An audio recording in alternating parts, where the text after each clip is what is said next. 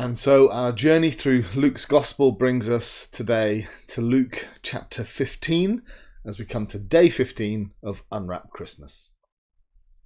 Now, the tax collectors and sinners were all gathering around to hear Jesus.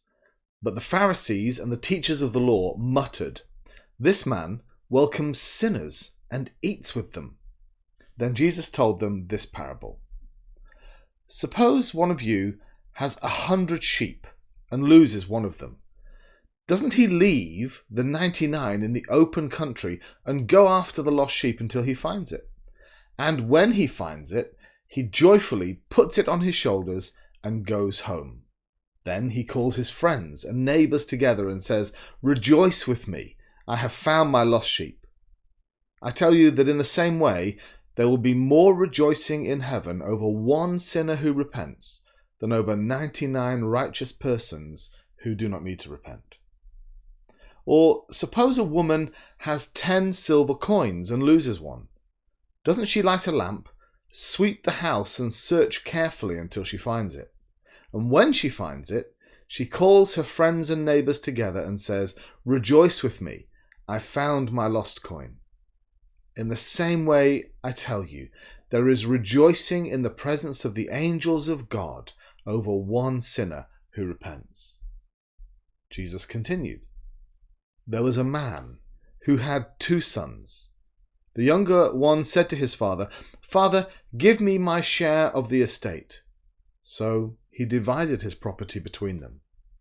Not long after that, the younger son got together all he had, set off for a distant country, and there squandered his wealth in wild living. After he'd spent everything, there was a severe famine in that whole country, and he began to be in need. So he went and hired himself out to a citizen of that country, who sent him to his fields to feed pigs. He longed to fill his stomach with the pods that the pigs were eating, but no one gave him anything. When he came to his senses, he said, 'How many of my father's hired servants have food to spare, and here I am, starving to death?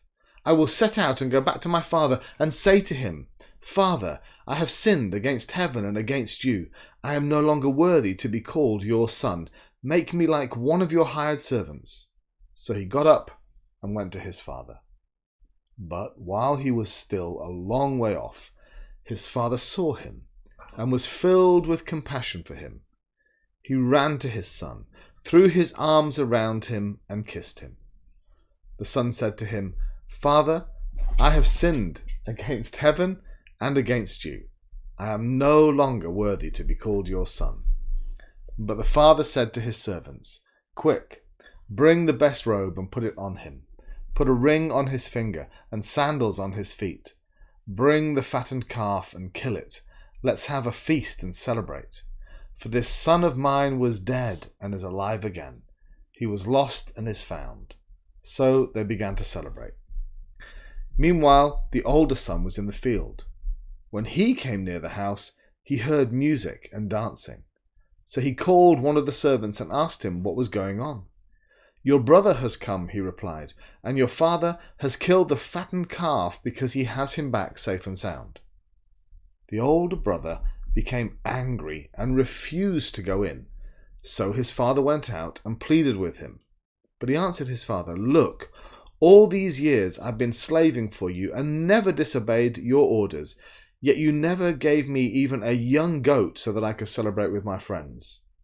But when this son of yours, who has squandered your property with prostitutes, comes home, you kill the fattened calf for him.' 'My son,' the father said, 'you are always with me and everything I have is yours. But we had to celebrate and be glad, because this brother of yours was dead and is alive again. He was lost and is found.'"